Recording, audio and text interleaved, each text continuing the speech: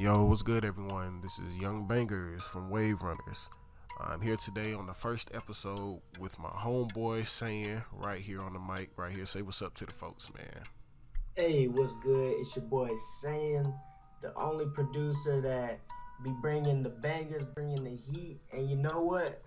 We're gonna give a little background of where we came from, why we doing this, and what we looking forward to in the future. My boy Bangers, what's up? Man, nothing much, man. I'm just a young producer coming out of Atlanta, man. Southside Atlanta. You know, I've only been producing for almost 4 years. You know, and I've been on this team. I'm glad that I've been on this team. I'm glad to have a part on doing something beneficial for everyone in Wave Runners and being able to help to give back to the producer community.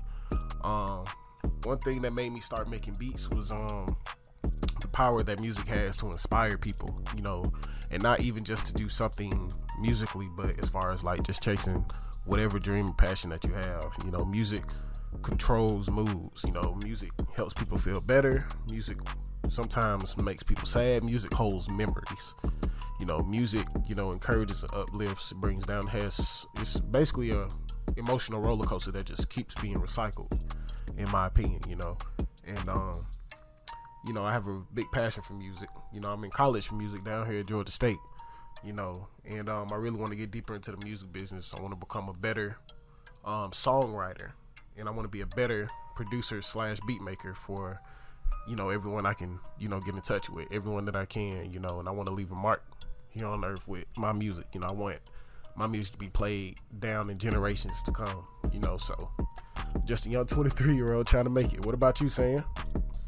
So look, I'm from Atlanta, of course, and I met my boy Bangers at Georgia State, and yeah, we both like to produce. I've been producing about 5 years almost, and the reason I produce is because, one, of course, I like music, but the main reason was when I started back in high school, and the music was so trash to me, and I did not like it. But the only thing that caught my ear was the beats, and I was like, okay, I gotta make some beats. That's hard. And that's the only thing I was listening to. I was listening to instrumentals instead of the music, and I was like, you know what? I want to make my own instrumentals. I want to make my own beats. I want to do all that. So I started off on the computer, on this little website that lets you just play sounds, tap sounds, and kind of make beats that way. And it was good for a minute, but then I wanted to learn how to do it on my own. So one of my friends introduced me to FL Studio, and I just been rocking with that ever since. And of course, we all started off a little whack. I remember I got roasted for a minute playing my beats, but you know, that ain't never stopped me. I just kept going, and then 5 years later, now I'm with Wave Runners, and we all working on getting some placements, and we already got some major moves going on right now, but yeah, we just a team. We working together, and we looking to take over. That's what it is, Bangers. Man, I don't know how you did it. When I first started making beats, I didn't let nobody hear my beats, not even my parents. Like my little nephews and nieces, like they only heard the music when they just caught me making beats. Like the only people that would hear my beats is either Stretchy. Shout out to my boy Stretchy. I started making beats with him the same exact week. We started out together. We still making beats together, man. That man Cole, man. We both used to be terrible, but he was the only one that would hear my beats. Him and a few friends that I still work with now that raps, you know, like that started rapping on our beats. Like they were the only people that ever heard my beats when I first started out. I was so nervous for people to hear my beats because I already knew about Cash Money AP, and you know, that's when Taz Taylor started coming up, and you know, when I started hearing about all of these, you know, Bass Cash, and you know, all in Metro Boomin, you know, I used to compare my beats to theirs, and I was like, dude, like there's no way I'm gonna catch up to them. Like I'm not gonna let nobody hear my beats. Like I was so shook when people hear my beats. Like I remember when I went to Bring Your Own Beats hosted by DJ Sud, and it was at Street Execs, and I went on stage the first time for people to hear my beats. Like this was the first time I ever had the public hear my beats. Dude, when I had the mic, like I was just like, yo, like it was just so quick of an intro, and I just started playing my beats, and it was like people, they was rocking to it, but it wasn't the reaction that I expected. It it was like they was just showing love. So I already knew that I had work to do. But yeah, man, so I went back a couple more times. Like the last 3 times I went, I had people come to me when I got off the stage, you know, and wanted to collab, you know, and a lot of people like my music now when I go there. And I'm a little bit known, just a little bit, though. I'm not gonna cap saying I'm known when I go there, but they know my face type of thing. They probably don't even remember my name, but some people do because I run into the same producers there. But that's how I really network throughout Atlanta, thanks to Shoot Exec. So I really appreciate that studio. So shouts out to them. Yeah, man. I done been through some low points too when I first started off. I was never scared, but I knew it was trash, but I just need that feedback. I played it through high school one time for my class, and they roasted me for that. For your class? I played it to my aunt, and I knew it was trash because as soon as I played it, she bobbed her head immediately, and the beat ain't even dropped yet, and she was just like, "Oh yeah, that's fine, that's cool, okay." And then she gave me the headphones back in like less than 10 seconds. I was like, "Dang, that kind of hurt."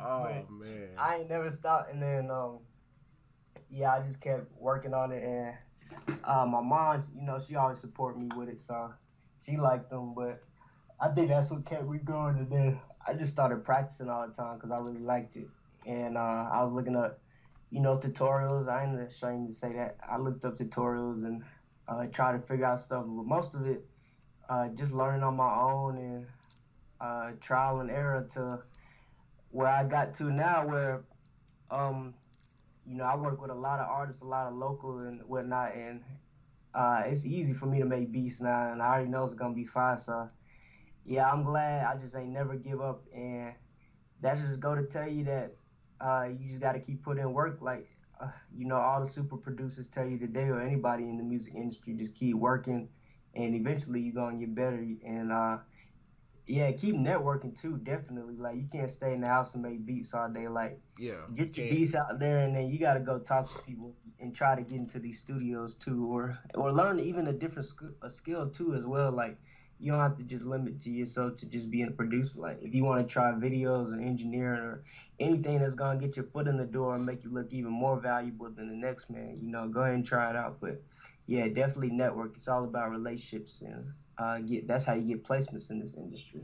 Yeah, That's you know, backing up what he's saying, you know, as a producer, well, it really goes as an artist or anything you're trying to do in entertainment, period.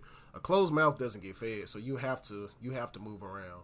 Yep. You have to keep on networking. You have to build relationships, because if someone barely sees you, they're gonna go to someone else that they will see all the time. So, and you have to always keep in mind that it's always someone out there working 10 times as hard as you. So if you lack, or if you just half-ass, or you ass around and don't really, you know, take this seriously, or just give yourself excuses on not doing it, someone else out there is not giving themselves an excuse. Mm-hmm. So even on the days that you could be learning something new, I mean, even on the days you have beat block, I mean, you could be learning something new. So you don't even have to make a beat. You could just go to YouTube and learn a shortcut. You know, that's progress as a producer. You know, you can spend that day trying to build a relationship with an artist, you know, or, you know, be a ghostwriter for someone. That's just growth in music, in my opinion. Yeah, it's a lot of things. Yeah, go ahead, Zaya. Yeah, I was just gonna say, you know, like Bangers was saying, was, you know, find something else to add to your ability, you know, such as ghostwriting, or just take some time to learn as well.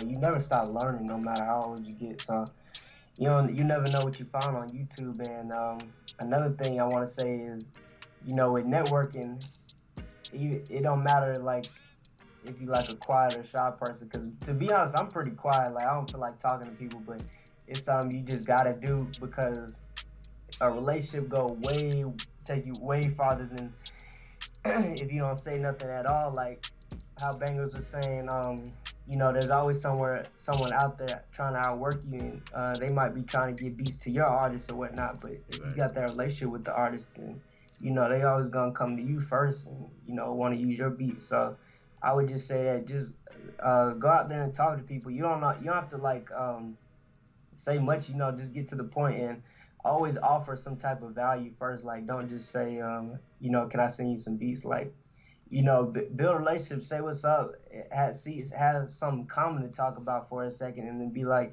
how can I help you, or what do you need help with right now, and then, mention beats or mention what else you can do, and then, all of that always leads to different opportunities. So yeah, I would say that, and also get yourself out on every single platform. Like, you don't have to just use Instagram like everybody else is doing. Like, you always want to look for something different, because a lot of this stuff, it gets saturated over time, and it's really hard. Even today now, it's so hard to even sell beats, supposed beats, because everyone's doing it. Everybody and their mama's doing it. So and their dog. Just limit yourself to YouTube and Instagram, but it's way more to it. And what you saying, Bangers? Yeah, their dog is doing it too. Everyone's doing it. Yeah, Banger's dog even cooking up bangers over here too. My cat doing it too. So I bet my dog does when I'm not home. Yep. Because it's so easy to make beats. A monkey can make a beat. The thing about it is it's 20%. Like, I seen something Murder Beats posted on Instagram. 20% skill, 80% business. You gotta know how to move your beats around. You gotta know how to get out here, because you can have the hardest beat, but it doesn't matter if the world can't hear it. Mm-hmm. It really just does not matter. Like, your beat versus a beat with 5 sounds in it. That 5 sound beat can hit #1 on the Billboard Hot 100 before yours can, even though you know music theory and this producer doesn't, because he knows how to network. It's not about what you know how to do. It's about who you know and who you can get it to. Yeah, and I would say that,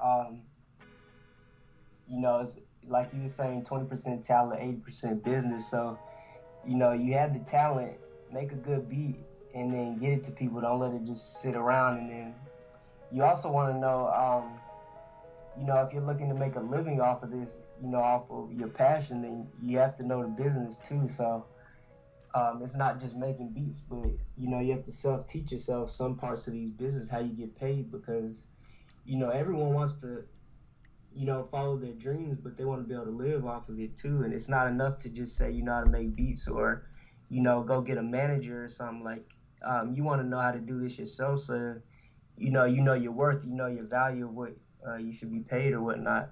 But also, just keep the passion first for it as well, though. Don't the money's always gonna come, and even when you're starting off, you don't necessarily have to look to charge everybody, or just look for money immediately. Like, you want to just build relationships when you first starting off.